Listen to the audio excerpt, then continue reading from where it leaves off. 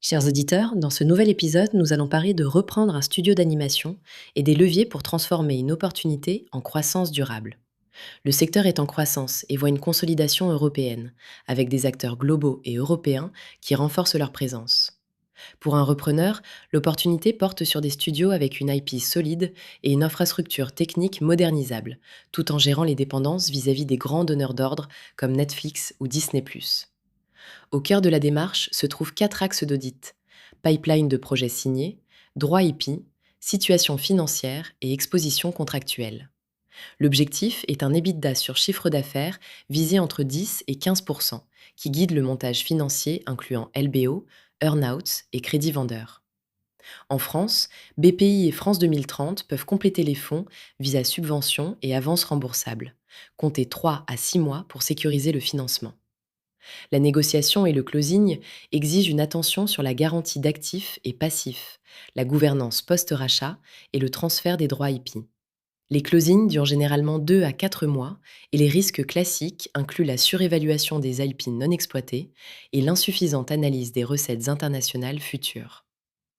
Les 100 premiers jours visent à stabiliser les équipes, sécuriser le cash, renforcer la relation client et cartographier les contrats d'IP, avec un plan de 100 jours, un reporting hebdomadaire et un comité de pilotage. Les KPI clés sont le taux de rétention supérieur à 85%, le taux d'utilisation technique supérieur à 75% et le cash disponible supérieur à 3 mois d'exploitation.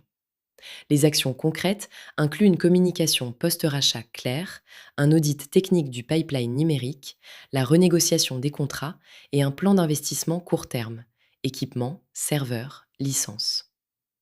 En termes de croissance, les relais majeurs restent la production d'IP propriétaires, la digitalisation du pipeline, l'ouverture à de nouveaux marchés, jeux, XR et éducation, et les alliances de coproduction, avec une croissance organique visée entre plus 10% et plus 20% par an à horizon 3 à 5 ans.